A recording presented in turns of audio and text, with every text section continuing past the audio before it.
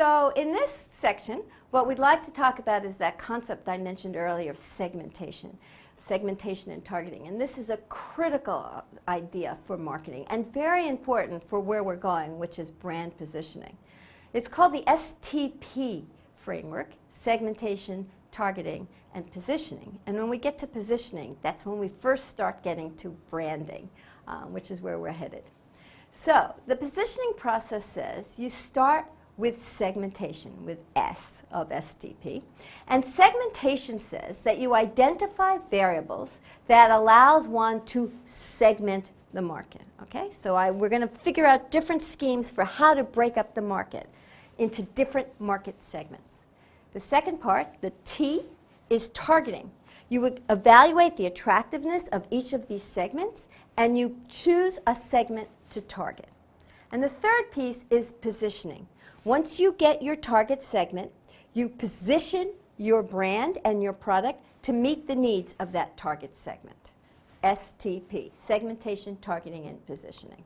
So let me just give you the idea of why this is so important to have segmentation, targeting, and positioning. And what I'm putting up on the background now is a slide that shows you the importance values two different segments have for roof tiles. So on this graphic, you can see the yellow segment doesn't think price is that important. They don't care about whether or not it's a low price, but they do care about how attractive the tiles look, and they really care about how durable the tiles are. On the other hand, the blue segment, they care a lot about the price. They want a low price. They don't really care that much about how it looks, and they don't care that much about how long the tiles last. If you did not segment this market, the optimal thing to do would be to give average value to everything. And what you would do, therefore, is not please anybody. The average value here would be not a low enough price for the people who care about low price and not enough durability for the people who care about durability. In some sense, I think of that as the lukewarm tea. You can have hot tea and iced tea, and if you give average, it's lukewarm tea and nobody's happy. So one of the reasons to segment the market is if you don't, you tend to try to reduce costs and go to the average value, and you're not meeting anybody's needs. Going back to that concept of customer-focused marketing, if I want to give you exactly what you want, I need to segment the market. And what you'll see is there's heterogeneity or differences in preferences. And then I need to choose or target which one of these segments I want to deliver to and deliver value to that segment. And for example, in this case, if I delivered durable tiles to the yellow segment, they would be willing to pay a higher price for that, and that could be very profitable. But if I went to a lukewarm thing, I might not sell to anyone. So segmentation means I divide the market up into market segments. In fact, let me just define it formally here. Market segmentation is the process of dividing up the market into distinct subsets, where any subset could conceivably be selected. And then you pick one of those market segments to be your target, and you reach or you deliver to that customer segment, that market segment, with a distinct marketing mix. Remember what the marketing mix is? The 4 Ps: product, place, promotion, and price. And what that says is when I'm looking at these different segments, they may want different products. It may make sense to advertise to them differently. It may make sense to price differently. It may make sense to deliver at a place decision or distribute to them differently. And so that's the definition of market segment, a very, very critical idea in marketing. So the question is, how can I divide up the market? And you might understand the idea that I'm going to go after market segments, and I'm going to choose one of them, and then I'm going to give a unique product package or marketing mix to one of those segments. Maybe you understand that concept. But then the question is, well, what are the different ways to segment the market? And there are actually lots of different ways. The most common way that people that usually think about is to divide up the market on characteristics of the customer. So intuitively, you might think about demographics. Well, men and women like different things, so let's make a female product and a male product. Or old people like things that are different than young people, or rich people have different needs than poor people. So one of the segmentation schemes that people frequently think about are characteristics of the customer. Another one, though, which doesn't really focus on characteristics of the customer, says, well, people like different things in products. They focus on different benefits. So in running shoes, some people care about comfort, some people care about aesthetics, some people care about technology. And so it might make sense to divide up the market or segment the market on the benefits that people seek. A third way to think about it is, how do people purchase? Maybe they purchase online. Some people purchase online. Some people like to go to physical stores. Some people like to use their phones. Or some people purchase very frequently. Some people only purchase once a year. Some people like to switch around. Other people like to be loyal. All of these are different characteristics that you can use to segment the market. Let me just give you a few examples of some of the interesting ways that people have segmented the market, just to give you some ideas. One of the ones, people talk about demographics, so they talk about old versus young, male versus female, city dwellers versus country dwellers. Another thing that, and I'm sure you've heard of this, you may not know it by this term, another way to think about it is cohort analysis. And what cohort analysis says, it's not really whether you're young or old, it's the life experiences that you've experienced as a cohort. And in particular, it's very important what happens when you're coming of age, you know, right around 14, 15, 16, 17, 18, those things that hit you at that time of your life are critical, and they frame you as a generation. And so this is the idea, you've heard probably of baby boomers. That's a cohort. Baby boomers were born, there's two cohorts of baby boomers. There's ones that are born about 1950, and then the ones that are born, you know, about 1960. And that cohort of baby boomers all come of age at a certain time. Certain things happen when they come of age, and they react as a generation. Generation X is another cohort, and what you're hearing about nowadays really is Generation Y. People who are coming of age now, these are the kids who are in college. They think of Generation Y, millennials. And why do we really focus on the current generation? Who's in college now? What's that current generation?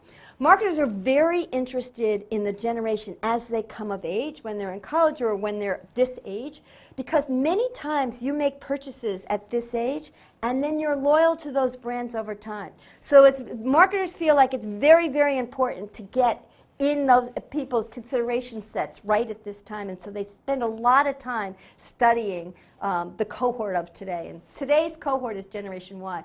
Generation Y is very different from all the other generations. First of all, it's a generation that was completely brought up on the computer. They think about free content. They think about the social environment. They're totally comfortable social network. Everything's wireless. They think about things being designed exactly for them. They're totally used to customization. This is a generation, electronic generation, that's quite different from their parents and from generations beforehand. And you really need to understand Generation Y or the millennials in order to market to them. What they don't like is mass marketing. They don't like any kind of restricted access. They don't like things that are going down the beaten path. They like new, they like different, they like customized. Millennials are big shoppers, but many times they co-purchase with their parents. Some of the millennials still live with them and are supported by their parents. They think about information electronically. They are not readers of paper newspapers. They don't care about print anymore.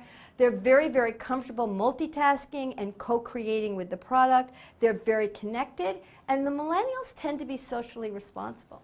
So if you're segmenting the market by cohorts and you decide to target the millennials, you would have to design a targeted product or position your brands in a specific way to meet the needs of the millennials. Another way that markets tend to be segmented are by geography. It turns out that people who are similar tend to live together in the same neighborhoods. And there are different ways to segment. There's a segmentation scheme called PRISM that actually defines the entire country based on these geographic clusters. And they're not defined necessarily about where they are. So you could have a geographic cluster with some characteristics that's in California, and people who live in New York may be in that same cluster. So people who live, say, in Beverly Hills, California, may be similar to people who live in Scarsdale, New York, and those two may be in the same cluster, even though they're separated by 3,000 miles.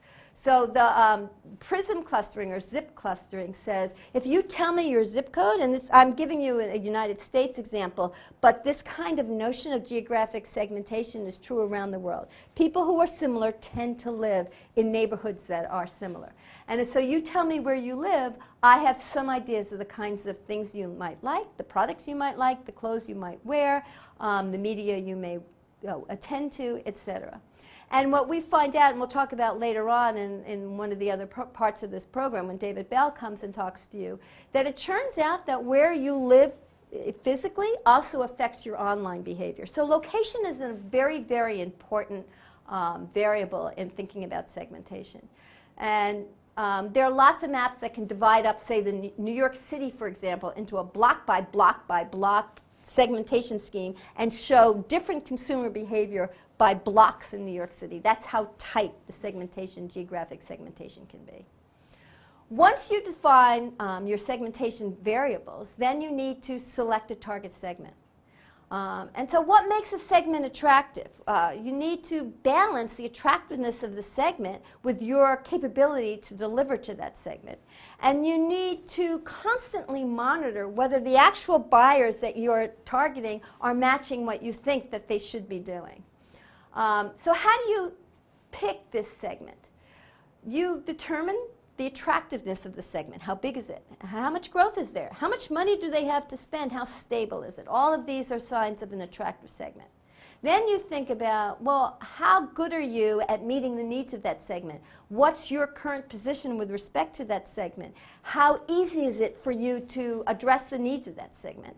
And then you think about, well, what about the competition? How many people are going after that segment? What's the strength of the competitors? So are there potential competitors coming in? And what you want to do is pick the most attractive segment where you have a differential advantage over the competition. That's the best target segment for you to consider. And so what you're looking for is you're going to divide the segment, and this is a graph that shows you can have low to high segment attractiveness, and you can have low to high competitive strength. And the best segment to go after or to target would be the most attractive segment where you are strongest relative to the competition. That's perfect. Sometimes you can't get the perfect segment, and so you may choose something that's a little bit less attractive, but still something that you think would be profitable.